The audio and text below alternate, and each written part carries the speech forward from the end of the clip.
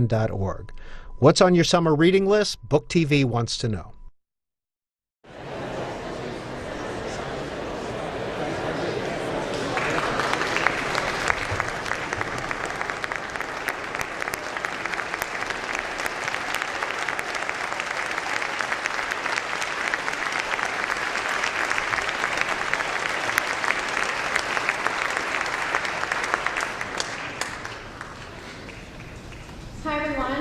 Leventhal, and I'm the Associate Director here at 6th and I. On behalf of everyone at 6th and I and National Geographic, it's my pleasure to welcome you to tonight's program with Buzz Aldrin. We often like to start off by asking, by show of hands, for how many of you is this your first time at 6th and I? So many of you, welcome. Over the past 12 years, within this 108-year-old building, 6th and I has served as a non-denominational and non-membership synagogue, as well as a place for arts and culture, live entertainment, and timely conversations. Its partners in programming like National Geographic, who share our goal of building community through shared experiences about the topics most relevant to our lives. We've been fortunate to host hundreds of notable people, but tonight is the first time we've ever hosted an astronaut, and it's a true honor to welcome and introduce Buzz Aldrin. He's also the only Dancing with the Stars contestant we've ever hosted. We're here to celebrate the release of No Dream is Too High, Life Lessons from a Man Who Walked on the Moon. Drawing on his experiences in space, in war, and in life, the book is a reflection of what Buzz Aldrin has learned throughout his 86 years. Having read the book, I can say that even if you haven't traveled 250,000 miles up to the moon as Buzz did, you will still be able to relate to the sincere, revealing, funny, insightful, realistic, and hopeful wisdom he shares in the book. Buzz's early years hint at his eventual future, and while it may have just been a coincidence that his mother's name was Marion Moon, it seems like Buzz was born to do what he eventually achieved. Buzz grew up in an aviation family. His grandfather and father both served in the Army Air Corps. As a little boy, Buzz loved building model airplanes, and he became enamored with comic books featuring fictional space travelers. He was 2 years old when his father took him on his first airplane ride in a plane named the Eagle. And ironically, when Buzz and Neil Armstrong landed on the moon on July 20th, 1969, and made their historic Apollo 11 moonwalk, the lunar module in which they landed was also named the Eagle. Buzz graduated third in his class at West Point. He was a fighter pilot with the U.S. Air Force in the Korean War and went on to earn his doctorate in astronautics from MIT. The first time Buzz Aldrin applied to be an astronaut, NASA turned him down. He has never had much appreciation for the word no. The second time he applied to NASA, he secured one of 8 spots out of 6,000 applicants. One of the principles he shares in the book is that failure is always an option. When Buzz was in high school, his goal was to become a Rhodes Scholar. He applied twice but wasn't accepted. His life and America's space program may have been dramatically different had he not failed to become a Rhodes Scholar. And in an ambitious city like DC, I think that's an important lesson to hear.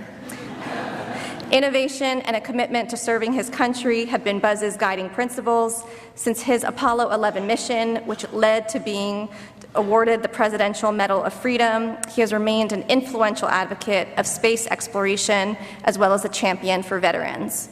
Buzz devotes a lot of energy to the goal of reaching and exploring Mars. To draw awareness to the cause, he wears a shirt that reads, "Get your ass to Mars." That is a direct quote. If anyone represents that achieving the impossible is possible, it's Buzz Aldrin. Tonight, Buzz will be in conversation with Christina Korp, the Manager and Mission Control Director at Buzz Aldrin Enterprises. Thank you so much for joining us. Please give a warm welcome to Buzz Aldrin and Christina Korp.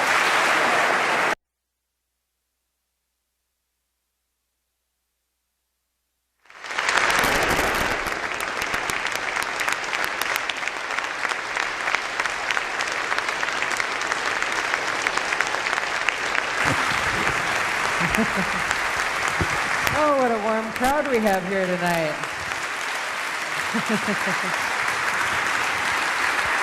Did you show him your socks? Uh-huh. Get a load of those. All right, well, thank you everyone for coming tonight. This is our second house of worship this year, right? Well, you know, I am usually not this formal. I know that. I usually have one of those T-shirts on. He does, and I was feeling kind of grateful you didn't have it on. Stand up and turn around. Well, there's two of them right there. He's got the original. The guy behind him has the limited edition. So get your ass to Mars. Well, I'm Christina Korp. I have been working with Buzz for 8.5 years. And I will say a few years ago, people would say, how long have you worked together? And he would say, not long enough. I notice he doesn't say that anymore. I have I kind of call myself his mother sometimes. My title on my card says Manager and Mission Control Director to Buzz Aldrin, but he calls me Mission Director, which his son Andy says is way more accurate because I have no control. So you will see that here shortly. I will try a little bit, but I guess we got to figure out where we want to start. She told your whole life story there, so I was thinking, okay, what can I touch on? So should we go back to the beginning? A little before. How far you want to go? To Adam and Eve? Maybe not that far. Okay, hold on. Philippines? You want to go to the Philippines? Oh, we go earlier than Earlier than that? Yeah, sure. That's way before the womb. What are you thinking? My father graduated from high school in short pants, age 15. Does that tell you anything? Smarty pants? Yeah. Worcester, Massachusetts, he went to Clark University. His physics professor there was Robert Goddard. Hey. So he got a master's at Worcester Polytech, started out at MIT, working on his doctor's degree. But that got interrupted by the last parts of World War I. They wanted to put him in the Coast Artillery. Here's a guy who was writing his thesis on spinning airplanes, and they want to put him in. No. He got in the Signal Corps, bootstrapped his way into flying, and was ready for his first assignment. Now, are we ready? I don't know. How long are you going to go about your dad? Which was to the Philippines. Okay. See? Philippines, all right. See, now, that was worth it, knowing that. So his first assignment was an aide to Billy Mitchell. There's a few old people here. No, okay, not quite so many. Ask your neighbor or something.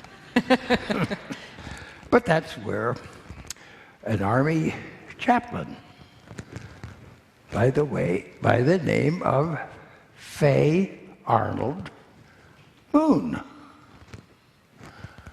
married Jessie Ross, became Jessie Moon.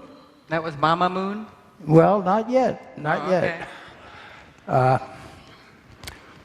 They had two older daughters and a son. But my father took a fancy to the older daughter, Marion. And they saw each other. And chaplain stayed there. Dad came home, turned around, and came back again to get married. And then they toured through Egypt and the Sphinx and the pyramids and Never heard all that those part good before. things. So he finished up and then eventually started the Air Corps Engineering School at McCook Field. Now, you don't know that. Became Wright Field, became Wright-Patterson Air Force Base. So my father was commandant of this school between 1920 and 26. So all the aviation officers from World War I kind of went through this school, and they're the ones that were the big leaders of the Air Force in World War II. things were a little slow, so Dad decided to go in the reserve. He got a job with an oil company, Standard Oil of New Jersey. And guess where those offices are in New York? 30 Rockefeller Plaza. Well, somebody comes along recently and says, would you like to play a role, a cameo in 30 Rock? Well, of course, yeah, I've been there. And if you haven't seen it, you must go and watch it on YouTube because it's awesome. Tina Fey, we just had a ball cursing at the moon. Okay, I want to get to your life now because we only have so much time and these people probably have some questions. So at some point, they decided to have children. You had a couple sisters, Faye Ann is his oldest sister, and Maddie. No, Maddie first. Maddie right? was Maddie the and then oldest, Faye yeah. Ann. And then Baby Buzz. Baby Buzz came along. And people always ask him that. How did he get the name Buzz? They assume it's like buzzing from being a fighter pilot, right? That came later. Yeah, he did that later. Okay, so how did you get the name Buzz? My sisters could not pronounce brother. Brother. That's what I was. Buzzer. Get rid of it. Yeah, Buzz. That's where it started, and ever since. None of this Edwin E. Aldrin Jr. They certainly were not going to call me Junior. Buzz. Buzz. And just so you know, his real legal name is Buzz Aldrin. He changed it in the 80s. It drives me crazy when I send legal name Buzz Aldrin and then someone still books the plane ticket as Edwin. Drives me crazy. And they say, well, that's what it says on the internet. Whatever. Okay, so he's Buzz. He grew up in an aviation family. So he took his first ride at age 2. In a Lockheed Vega. High engine, monoplane, propeller. About 12 passengers. Painted to look like an eagle. Red and white. And the wings, the tail, and the fuselage. Symbol of our country. The name of the spacecraft that landed on the moon. I like eagles. And I can't remember. So, interestingly, his father knew a lot of people. He knew the Wright brothers, his father. He knew Lindbergh really well. Lots of people from that era. And you said your sister Faye Ann rode in a plane that was christened by... Yeah, we had a basement with a lot of pictures, early aviators. And the second ride I had was also in the Standard Oil of New Jersey airplane, an amphibian. And my sister, the one who buzzed me, it was her first ride. She got sick. Not me. No, maybe first ride, but not second ride. Now, this amphibian, we had this great picture, and it was christened by Amelia Earhart. Jimmy Doolittle was a contemporary of Dad's. Dad later... I didn't hear any ahs on that one. Jimmy Doolittle. Oh, now, wait a minute. You know, there's a producer or something in Hollywood by the name of Jimmy Doolittle. You didn't know that, did you? No, I did not. Anyway. No confusing. He was a boxer, but he was also kind of a test pilot. He was the one who was the first to have a hood over his single-seat seaplane. So we couldn't see out at all, just instruments. Took off, flew around, did some things, came in and landed. First person to fly an airplane totally on instruments. He also was the first to do an outside loop. Even I haven't tried that. Oh. Now, an inside loop is this way, and then you come around. Now, an outside loop is this way. The G-forces are this way. You get kind of red. You still got time. I have not tried that. What? You still have time Still have time. to try it. Yeah. He's looking at me like that. Who's got an airplane? He's saying that. I'm gonna jump ahead for a second because we were at a gala air show thing a couple years ago, and they had the blades flying around, and the blades are kind of like the Blue Angels, and they were the Red Arrows, but the blades are like an acrobatic team. So they take him up in this plane. We show up in black tie. They're like, Buzz, you want to go up? And he's like, I said, in that? And they said, no, we'll put him in a flight suit. Anyway, they take him up.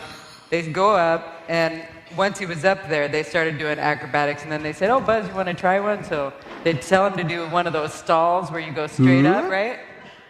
And then you stall and fall and fall and fall and fall. So he does. It's called a falling leaf, and you feel like that.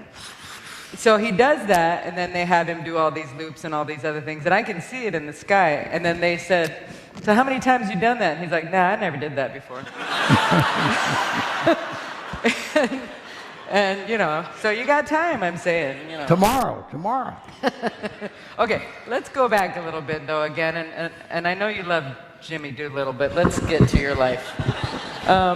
So let's jump ahead a little bit. He goes through school. He graduated in short pants also, right? No. Well, not quite. No. He was 17. He went to West Point at 17. Actually, he was quite rebellious because his father wanted him to go to the Naval Academy. And you didn't go, why? That's a long story. Well, don't tell the long one. No. West Point teaches leadership. No. I thought you were going to... Leadership. No, but usually I'll he stop says... there. You probably should, because there's probably Navy people in this audience. I don't want to piss anybody off. Oops, we're in church. Okay. No, where are we? Are we in Washington? Yeah. Yeah, I know. So some of you people may have heard of the Severn River. Yeah. Oh, yeah, you went to the Severn School, I right? went to Severn School. So I could pass the exam to get into West Point. Okay, well, the reason he usually says he gets seasick. That's why he didn't go in the Navy, the Naval Academy. But actually, you kind of rebelled against your dad and went to West Point at the age of 17, right? Mm-hmm. 17 and a half. You said you're almost the youngest. Not quite. Ah. Yeah. See, 1947, you can add, I was born in 1930. Woo, woo. 1947 was the Unification Act. That's when they split up the services and put them under the Defense Department. So the Air Force became a separate service. They didn't have an Air Force Academy. However, we knew that when we graduated, that 1/4 from West Point, 1/4 from Beantown, Annapolis, would be granted the great privilege of joining the Air Force. So that's how that happened, people. All right, where are we at? Okay. Well, let's jump ahead. We don't have that much time. Okay, so you became a fighter pilot. You went to Korea, though. Shot down a couple MiGs. Now, before that, there was a couple of important things. I haven't had enough coffee. What happened? You guys ever heard of Oxford, England? Rhodes Scholarship? Failed once at West Point.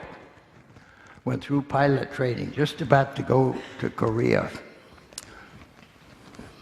They were looking for preachers, theology students, I think, in the East Coast. So I didn't make it again. I tell you, my career would have been a little bit different You think? if I'd gone over there. We went to Oxford last year for the Oxford Union, and we were meeting some Rhodes Scholars, and he was saying to me, like, what do you think would have happened? I said, I don't think you would have gone to the moon. I don't know. I remember there was this one instructor at Nellis, that's fighter gunnery school in Las Vegas, and he knew I was going to go and try for this Rhodes Scholar again, and he just said, oh, I hope he gets it, because he's going to get over there, Korea, and some Chinese guy is going to, hey, I got a Rhodes Scholar in my... Actually, that is reminds me of my favorite story of him and Sam Johnson. Can you tell it fast? He tells long stories. So, what is it? Well, you know, you and Sam. So Congressman Sam Johnson from Texas was his wingman in Korea, and you know Yalu River. I know the Yalu River. I know. But when you just did the sound. Never mind. The Yalu River is the northern edge of North Korea, and that's who we were fighting against. On the other side is Manchuria. You're not supposed to fly there. But the Russian pilots, the North Koreans, were over there. And occasionally some of our bolder squadron commanders would lead a flight, and they were shooting down a couple of MiGs north of the river. And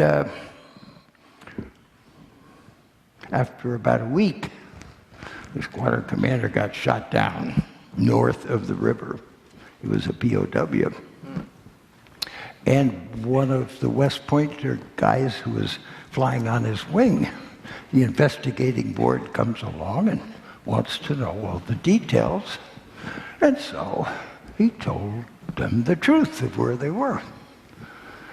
Messed up the rest of his career, put a letter in his file for telling the truth. So you learn a lot of lessons like this in and out of the military. All right, well, we're doggone it. Okay, let's get you to space. Can we get you to space? I know there's so much to tell, but I want to get these people, and I think they have questions. I'm going to tell you right now, don't ask him what it felt like to walk on the moon, all right? He's a little sick of that question. Oh. Unless you're a kid. If you're a kid, No. right. I tell the kids it was squishy. There, you got your answer. Okay, let's get to space. So, actually, before we get to space, you were he was in Korea, and then he was the aide to the dean of faculty at the Air Force Academy, and then he went to Germany. And he served with Ed White, who was from Apollo 1. He died in the Apollo 1 fire. But He was here behind me at West Point. We're on the track team. And when I got in that squadron, the two of us, represented the squadron in NATO gunnery exercises. So I knew it could shoot better than he could. And he called you up and said, I'm going to apply for that astronaut program. Well, but that's after he left and went to Michigan, master's degree, test pilot school. Then he calls me up and says, 1962, NASA is looking for some more astronauts. They had 7, the Mercury 7. And Ed said, I've done all this, I'm qualified, and so I'm going to apply. I said, well, I can shoot gunnery better than you can. And I'm at MIT, and I'm working on rendezvous in space. And I think that NASA would like to know how to do that. Maybe I could help them out. So I applied.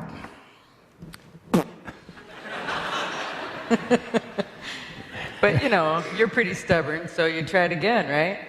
If at first you don't succeed, try again. Jeez, don't sound so excited about it.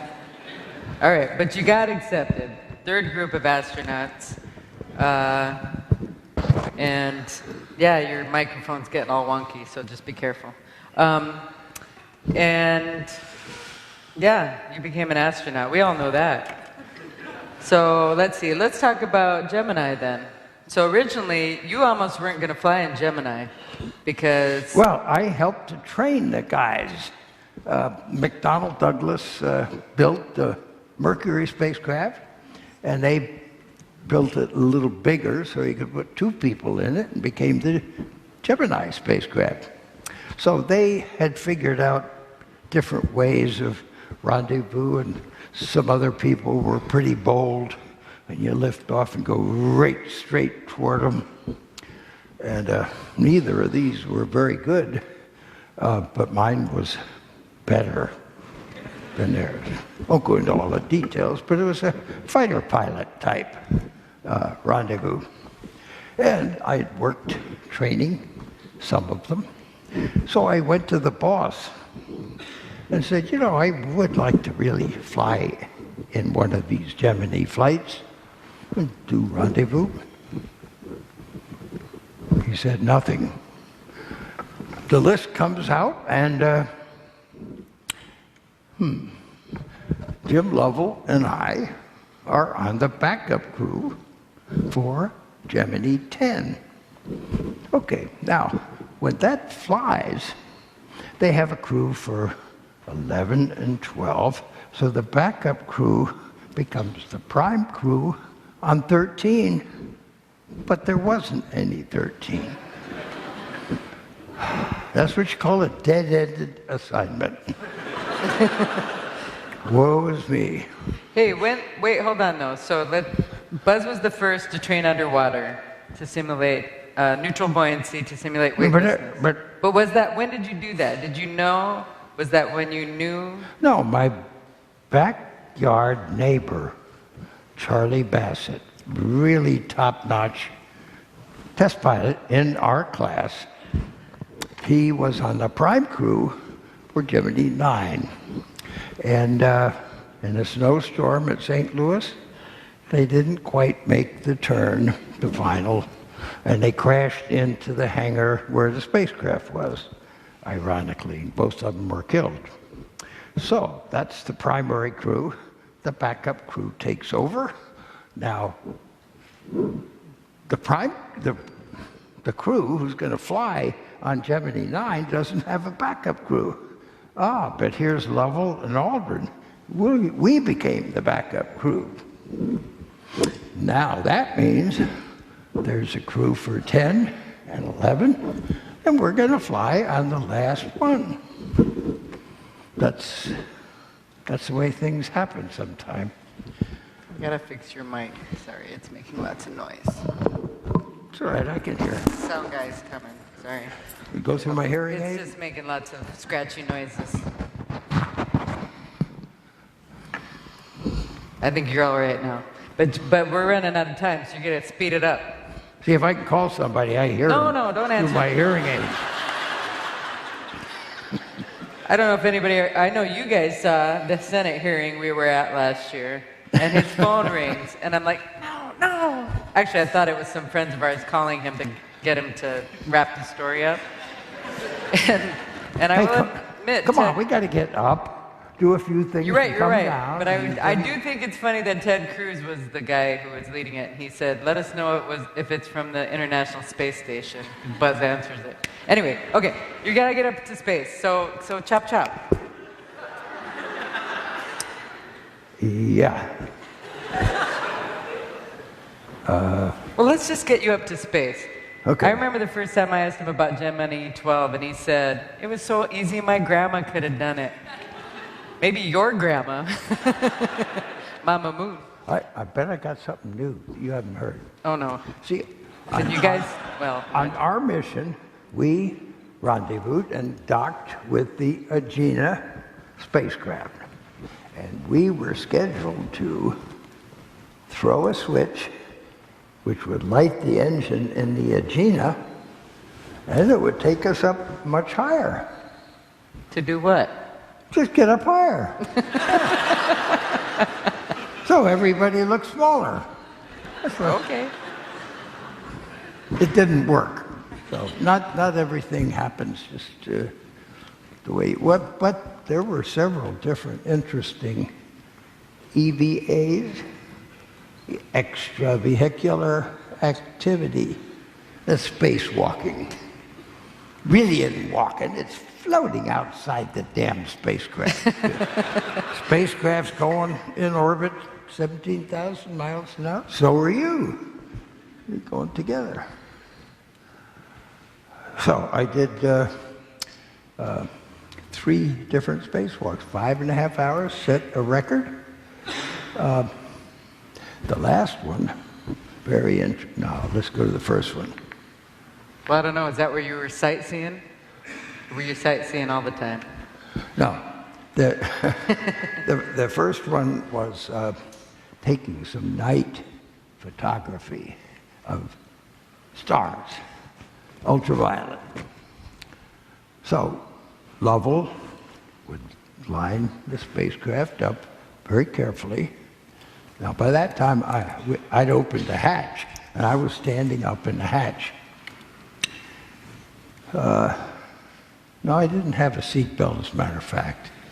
but I was hooked up to the rest. You had of feet it. belts, right? Yeah. So anyway, he shuts off the thrusters, because if the thruster fires while we're trying to take a picture, it's not so good. So he points it, and I reach back this camera that's mounted between my hatch and his hatch, which is closed.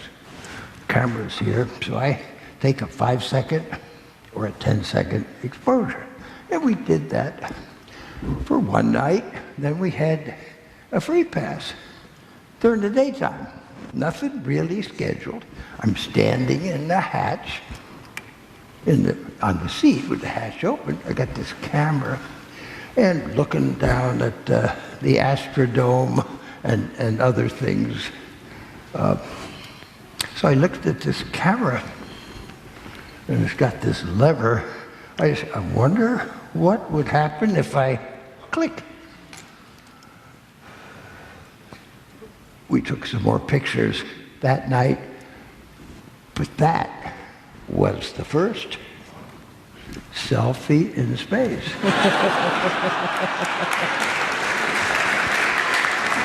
And if you haven't seen it, you will when you get your book, because it's right here in the book. Well, it is. It's right there in the book. If you don't have the book, lighting is not very good. The sun was it's just pretty good. in the wrong direction, but see, that was Lovell's fault. He was in charge of the spacecraft, pointing the wrong way. All right, so let's jump up to Apollo now, because I want to give people a little bit of time to ask some questions. The interesting thing, and try to tell this one fast. Yeah, we had a backpack. I was going to fly the backpack. No, not But that. NASA got old chicken. They were afraid they were going to have another little not success, so they canceled the damn thing. I assured them I knew what the hell I was doing. Training underwater, first guy, neutral buoyancy. So what were you saying next? He wanted to be George Clooney in Gravity. Lovell, this is in November, Really? '66. We were still given speeches. They call it being in the barrel. You're in the barrel, you're giving speeches, but we came back from a flight. So even into January of '67, we came back from a trip with our T-38. We got outside, and the crew chiefs, 2 of them, very sad. We lost the Apollo 1 crew on the launch pad. They had a fire, all 3 of them were killed, including my very good friend, Ed White. That caused a bit of a delay before the next flight could be ready to take place in '68, October of '68, Apollo 7, first command module flight. Neil and I were assigned on the backup crew for a flight, and things were switched around because it looked as though the Soviets had flown around the moon empty with a Soyuz. And they did it the second time, and everybody thought that they would put a cosmonaut and do that. So they shifted the second flight that had Frank Borman as the commander, and Neil and I were on the backup crew. At one time, Lovell was with us, but then he moved up to take Mike Collins' place. So it was Borman, Lovell, and Anders that flew to the moon on Apollo 8 and read from the Bible, Genesis, Christmas Eve. And quite a moving experience. And then we're into 69, March, Apollo 9, flew the lander in Earth orbit. Apollo 10 in May, flew the lander in lunar orbit, sort of a dress rehearsal to the next flight, which was Apollo 11. Now, what you don't know is that back up a couple of years, 1967, This is the story I want you to tell quickly. All right. I know what you're going to say. The lunar modules come off the assembly line. 1, 2, 3, 4, 5.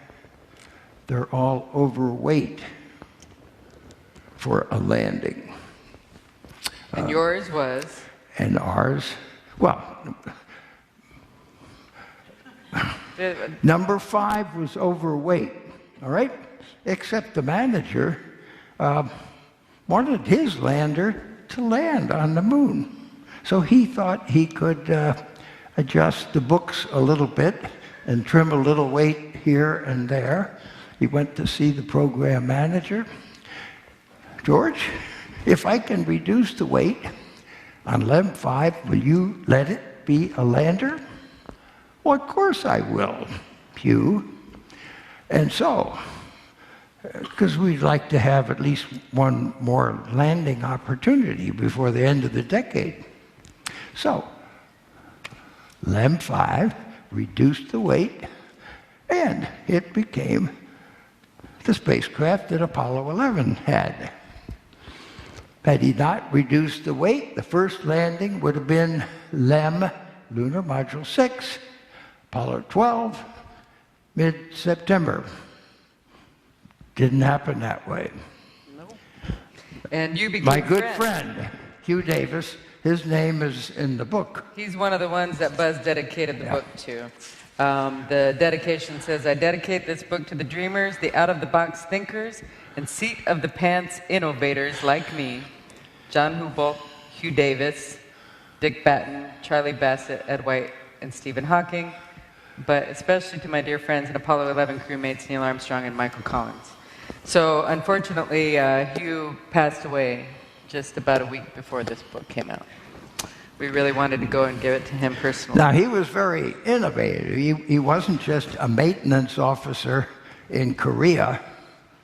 While I was flying, he was taking care of airplanes in a different wing. Then he did some different test jobs with NASA, ended up being the program manager of one of the landing spacecraft. And you guys I didn't became know friends. him then. Yeah, much I didn't know later. him in Korea. A couple of years later, I did meet him, and we really saw eye to eye on a number of things of flying airplanes, using drop tanks. Those are always good things in space, except when you use such a enormous one as the space shuttle did. Okay, let's not go into shuttle program. All right, so let's get you on the moon, because seriously, we're getting low on time, and I want to let a couple people ask some questions. So we won't talk about the whole trip to the moon. I want to talk about we know that a lot of people assume that Neil said the first words on the moon, but actually it was you. What were your first words on the moon? Magnificent desolation. No, that wasn't your first words on the moon. Contact light. Oh, you mean when we touched down? Yes. Of course, but you know, who's trying to one-upsmanship? Where I thought we're through doing Depends that. upon the day, apparently. Okay, contact Yes. light, whatever. Neil goes down. He's hopping around out there. Buzz knows he can walk around. Then it was your time to go out. You're going down the ladder. Or no, you're not quite going out the ladder yet. You come out. Well, I had to send the camera down to Neil. So we rigged up a clothesline with a little pulley here, and when he went down, he took the strap that was part of the clothesline. So he gets down at the bottom. I can hook the camera and send the camera down to him. That's kind of silly, isn't it? But having done that, when we're through with all of this stuff and we got the big rock boxes, we can put the box there. Now I'm up above, he's down there. We bring up the rock boxes. Now don't say that NASA doesn't think ahead. We really did think ahead with that one. But you were going out partially. Oh. Yeah, well, see, I had to guide him out feet first. Go down the ladder the way Navy guys go down ladders. Well, anyway, he kicked up some dust and prodded around, picked up a contingency sample, put it in his thigh. And so I could look down and see that he was moving around. It wasn't any trouble at all scooping up things. So it's my turn to come out, so I back up. I didn't need anyone to guide me out. So I remember the checklist. See, I'm going out, and the hatch is here, and the checklist says, partially close the hatch.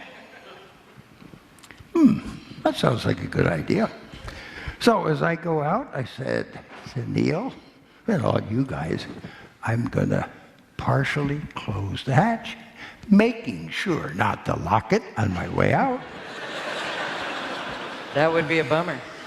You always got to throw a little light comments here and there. Just, you know, people get too nervous and shook up, you make them laugh a little bit. Okay, I'm going to just let you tell one more story, and then we're going to let people ask questions. So I'm telling that so you see these microphones, so if you want to get ready. Okay, so people probably recognize this very famous photo.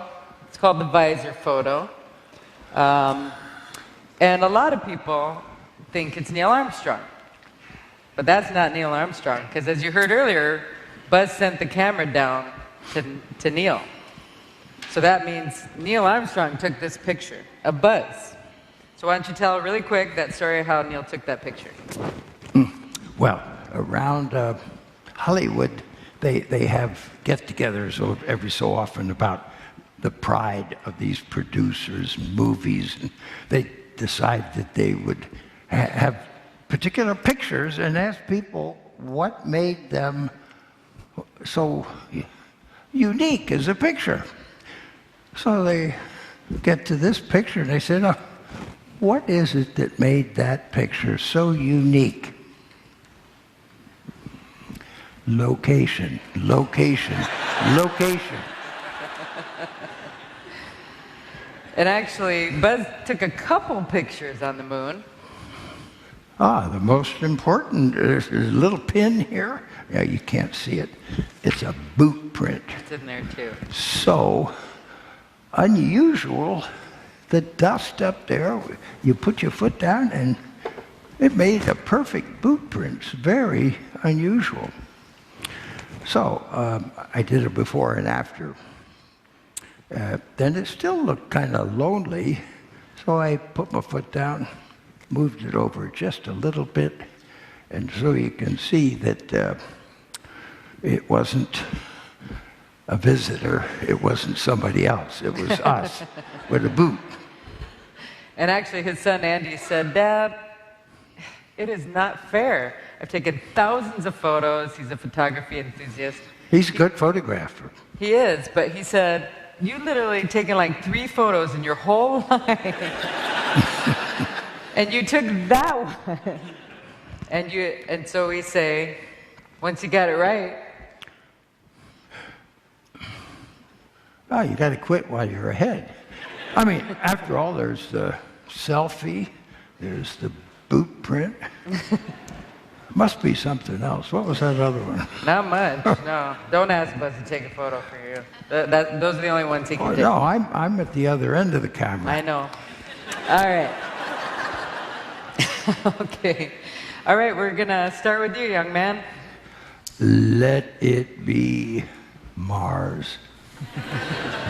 After we get to Mars, what's the next planet or moon do you think we should shoot for? That last bit was a bit muffled. After we get to Mars, what's the what? What's the next planet or moon do you think we should shoot for? He's pretty Mars obsessed. I don't know. I think once we get enough people there to really set up a colony, we ought to try that third planet from the sun. We ought to go back to Earth, see what happened to it. You know. Now, are there any scuba divers here like me?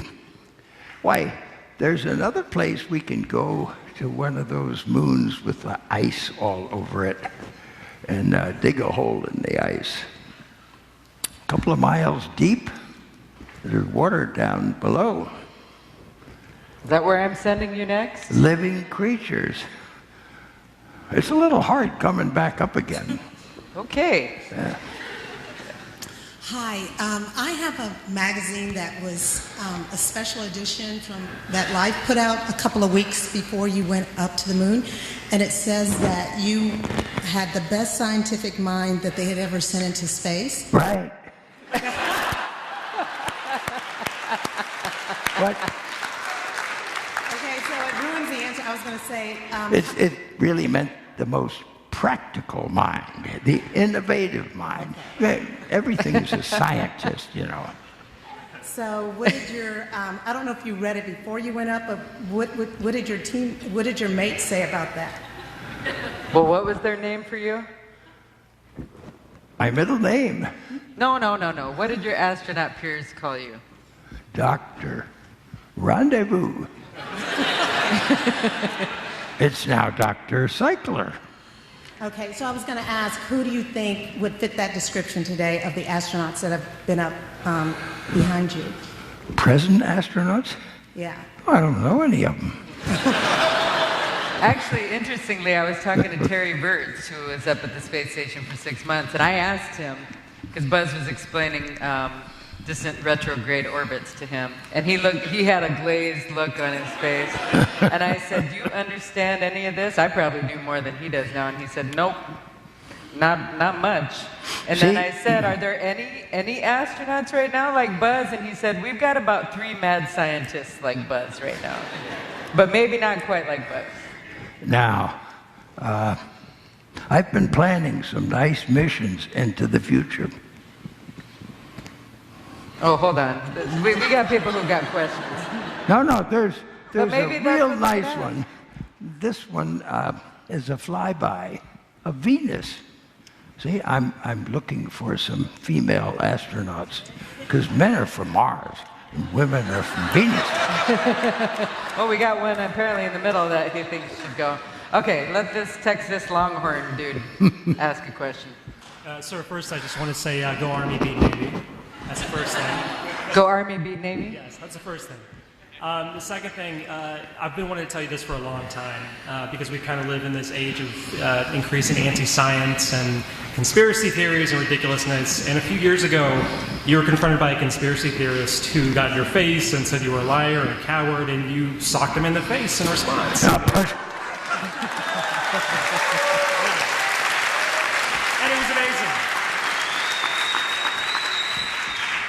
Boy, that was a split-second decision. Do I? Yeah. Actually, when I first started working with Buzz, my dad said, I heard you beat some guy up, and Buzz goes, no, it's more like a one punch. You know, I had a bunch of other astronauts who were sort of this way about me. Dr. Rendezvous, egghead from MIT, trying to show us what to do. Man, I hit that guy, my stature went up pretty fast. Great job, great job.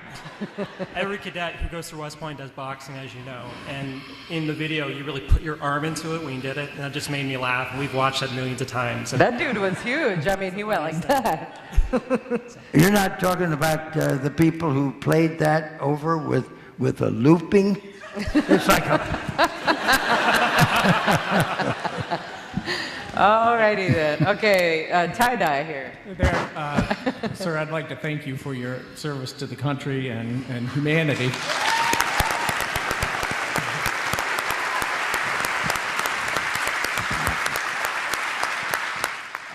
I'm wondering if you're familiar with a term called the overview effect. The overview effect? Once you get out into space, especially with your EVAs, and look down and see the Earth, you know, what that does to you. He's not so touchy-feely, but what's your answer?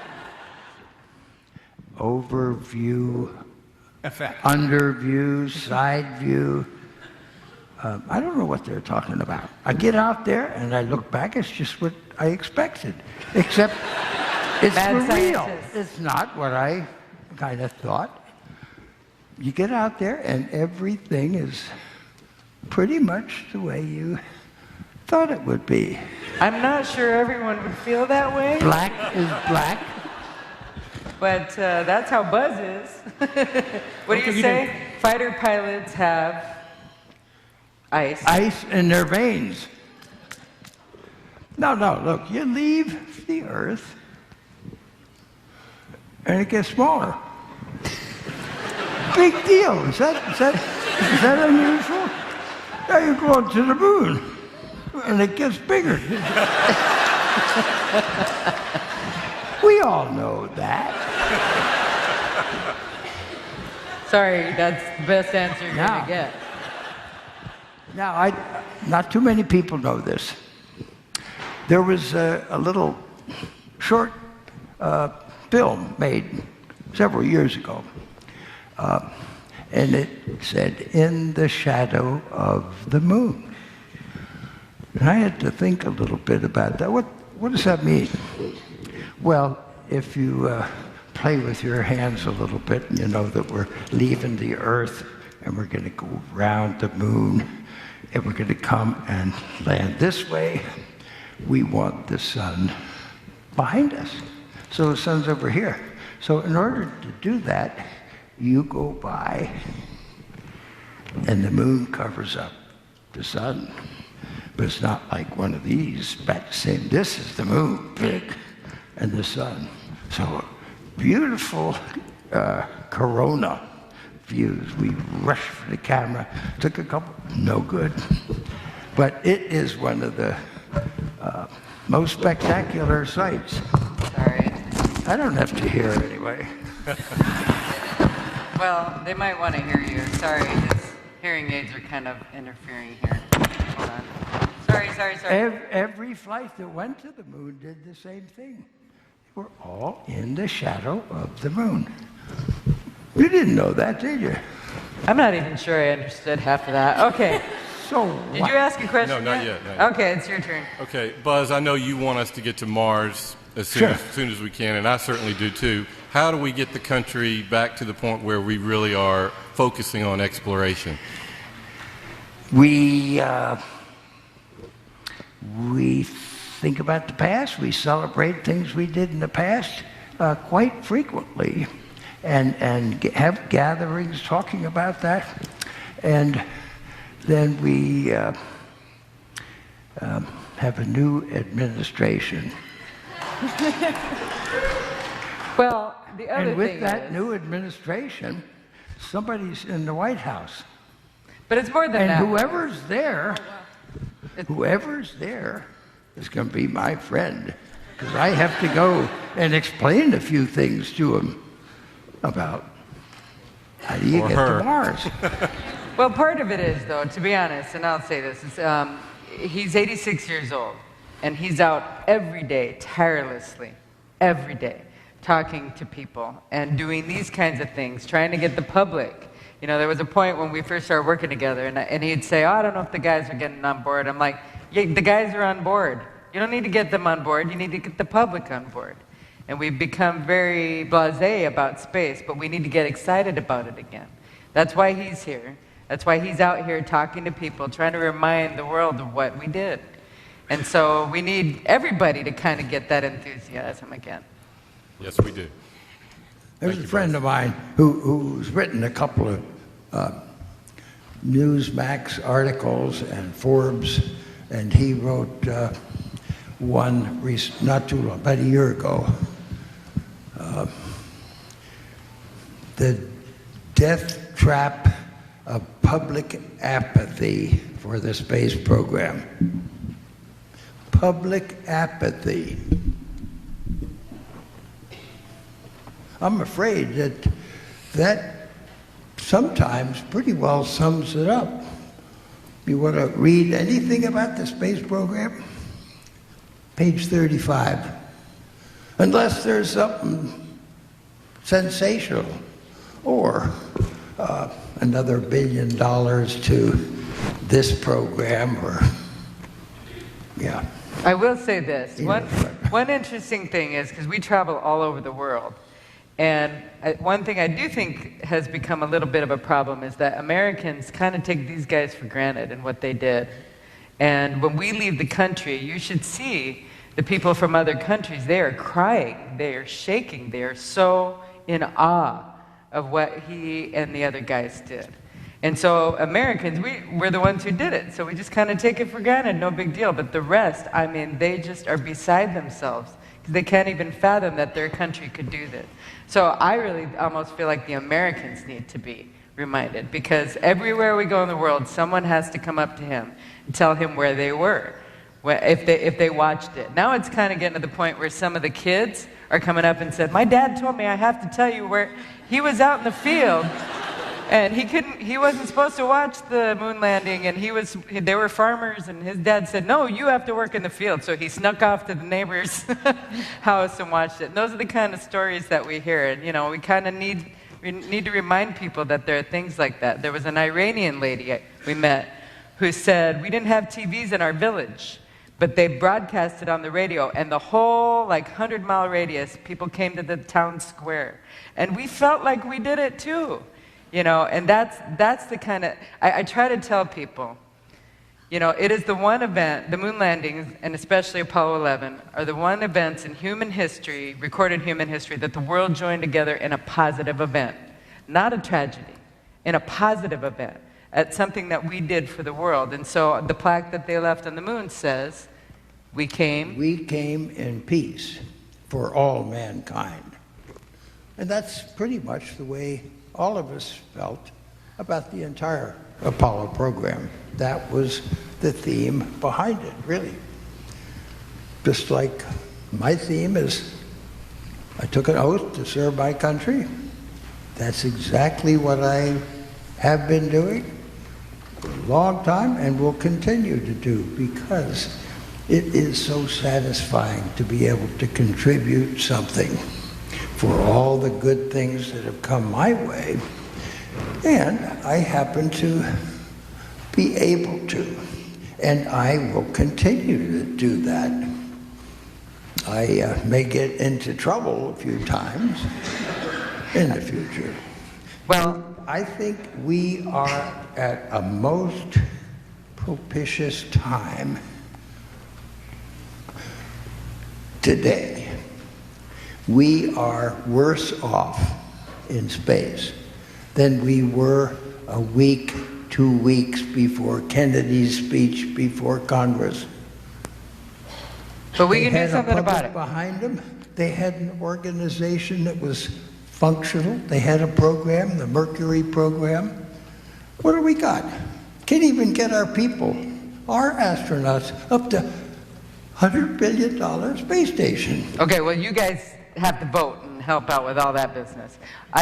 We're almost out of time, Buzz, and I see a young lady here eager, and I'm going to get this little girl here, and then we're going to have to move on to the book signing. So go ahead. You talk too much. I know. Oh, wow. First, Mr. Aldrin, I'd like to say thank you for your service to the country, your continuing influence. You've been a hero of mine since childhood, and it's an honor to hear you speak. But I was reading your book, and I'm wondering, where are you going to scuba dive with crocodiles? Where do you want to? What? Well, he's not going to scuba dive with crocodiles anymore. Why won't you scuba dive with crocodiles? Yeah, why not? With a tank on my back and flippers on my feet, when I get out of the water, the crocodile runs much faster.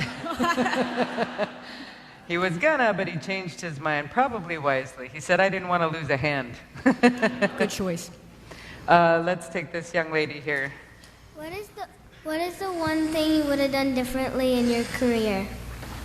What is the one thing he would have done differently in his career? Different? Yeah, what would you have done differently? Oh, doggone it. I can think of all kinds of things you're going to say. I would have told NASA, don't cancel that maneuvering backpack just because you don't want a little failure or success. Because I want to fly that backpack just like George Clooney did.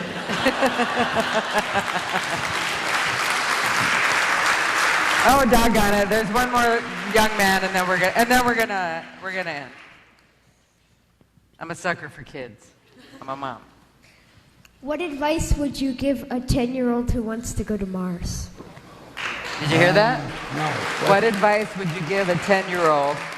What advice would you give a 10-year-old who wants to go to Mars?